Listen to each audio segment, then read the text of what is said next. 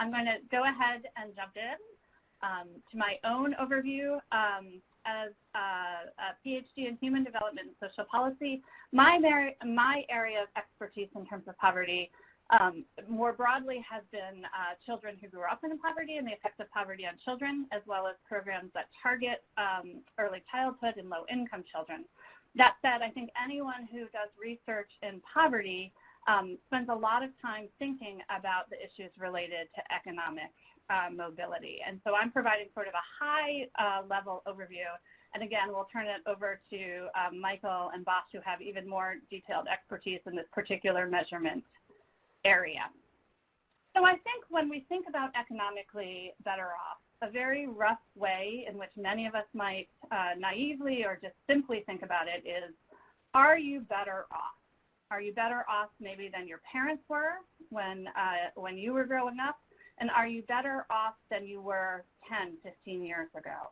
And intuitively, that seems like a fairly simple question maybe to answer.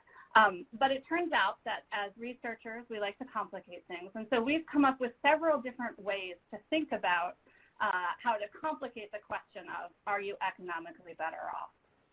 The first is to think about people's lifetime, their work careers, right? And we understand that there's patterns to how income accumulates during the lifetime. When workers are younger, they're typically at lower levels of their career. They're investing in skills, getting training, education, starting at the lower ranks and hopefully building skills and moving up. And that's typically studied as sort of what we call life cycle wage growth. Is your income increasing as your skill level is increasing? We also, and I think both Bosch and Michael will talk more about this, a lot of the focus for research has been in an intergenerational perspective. And it turns out that in intergenerational perspective, really, you're looking at whether children's earnings or income surpass or don't surpass their parents at a similar stage of life. And a lot of that focuses on questions that are more macro in terms of whether the economy has been growing robustly and for different slices of people within the economy. So it's more of a macroeconomic question, often, although not always. You can also think about absolute income, so the literal dollar amount that people might have once you adjust for inflation and all sorts of ways like that. Or you can think about relative income, right? So we know that as economies grow, the income distribution might change. And so we might be more worried not about the absolute dollar amount that someone has, but about their position in a distribution. If their parents were at, say, the midpoint of the income distribution, are children still at, say, the midpoint of their distribution?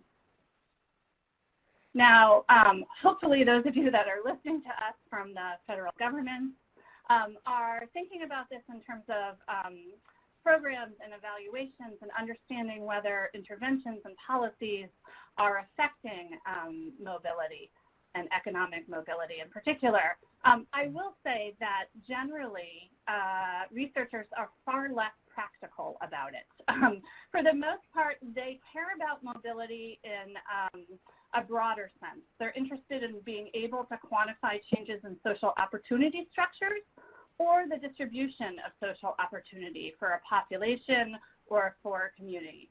Raj Chetty, who is an economist and has done some incredible work in this area, for example, writes about data with the titles such as The Fading American Dream, Trends in Absolute Income Mobility Since 1940. And so you can see the engagement is sort of with big picture ideas. Is the American dream still robust? And I know Michael's own book tackled that topic, right? So it's this big picture. How are we doing as Americans? Are we providing opportunity?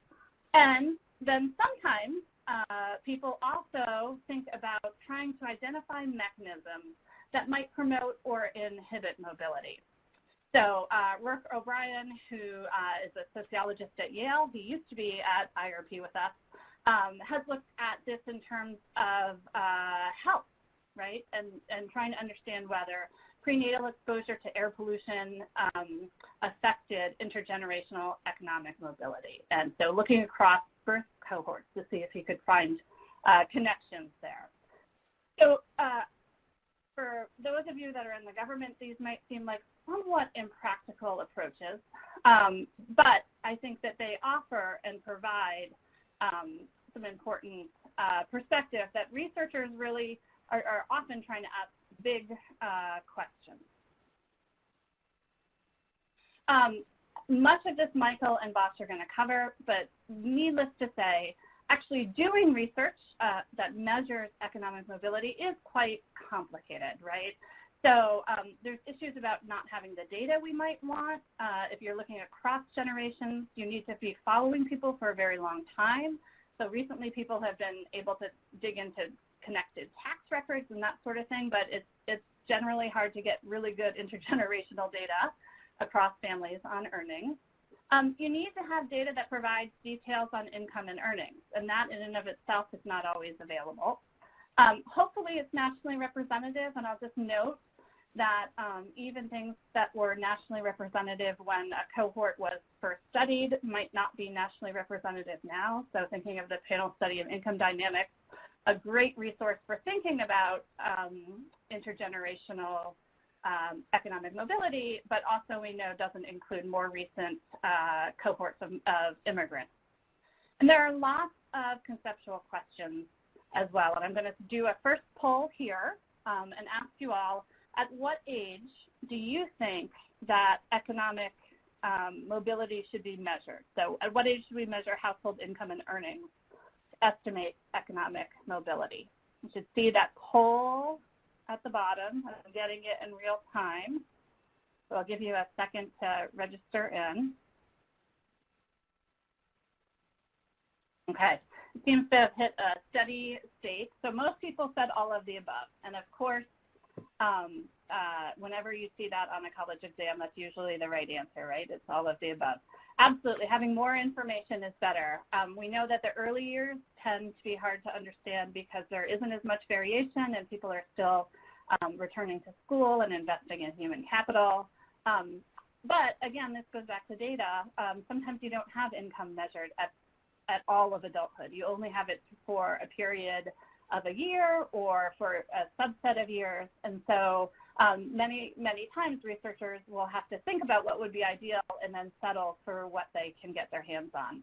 This also relates to income stability. We know that there really is year-to-year fluctuations and transitions in people's earnings, and if you earn less for 1 year, does that really reflect on your overall earnings throughout your lifetime, or is that maybe just someone stepping out of the workforce to deal with a health issue, a birth of a child, or something else?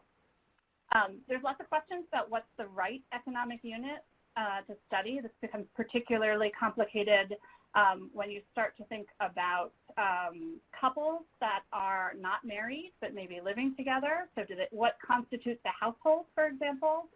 It's harder to think about what the right unit is for women, some of whom may be out of the labor force for periods of years during the childbearing years, but they themselves, that may not reflect their earnings potential. And I'm going to leave what estimators to use to both Bosch and Michael, who will say more about that. So I have one more poll that I want to ask you. I'm going to provide a few stylized facts about economic mobility, intergenerational and intragenerational. And I quickly want to ask you, among adults who were born between 1965 and 1975, roughly what percentage do you think have higher earnings than their parents? And I picked non-10 unit, I picked 10 unit increments, but I made them not obvious which one it is, I think. So let's see what people say.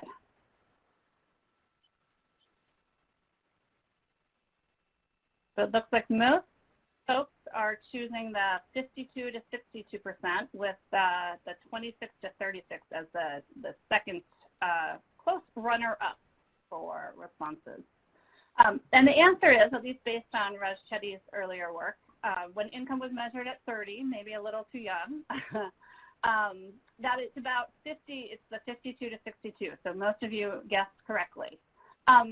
It's pretty remarkable to see that after World War II, when we were in a period of great economic expansion, there was incredibly high levels of absolute economic mobility. So this is looking at whether the inflation-adjusted income was higher than their parents at a similar age. And you can see, in fact, that it was high and it's been declining, but it still remains about 50%. It's also the case that when you look at intergenerational research that's looking at rank orders, that you see stickiness at the bottom and the top. So it's the case that low-income earners are more likely to be low-income as adults, and high-income children that are raised in high-income families are more likely to be high-income. And from what we can tell, that hasn't changed a lot over time, right? So this is looking at the distribution, your position in the distribution of income. Every family has been getting more money with economic expansion over time. Not every family, but the majority.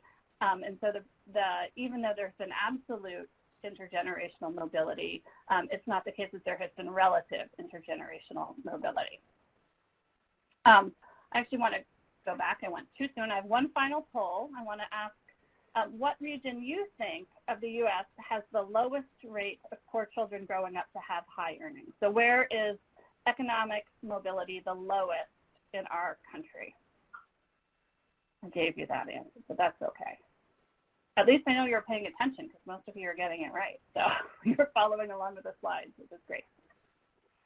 Indeed, it is the Southeast. So the other way that economic mobility, I think, can be very useful is to look at community variation and the extent to which the community provides the opportunity for economic mobility. And again, yes, the Southeast area is by far the area of the U.S. with the lowest rates of economic mobility. Some quick takeaways that I want to leave you with before I hand it over to Michael. We know that when you're thinking about measuring earnings, that you have to pay attention to these life cycle patterns, right? Particularly because there's likely later payoffs to those early investments.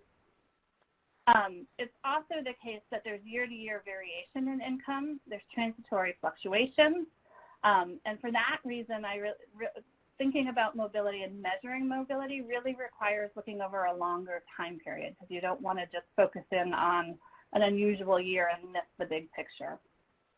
And then we know, and we might hear more about this in the later talk, or someone might have a question about this. We also know that trends in intergenerational mobility differ by education.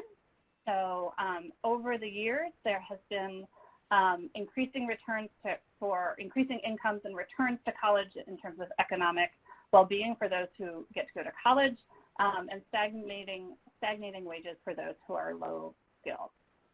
And there's also variations by race as well. Hopefully we'll get to that in the discussion.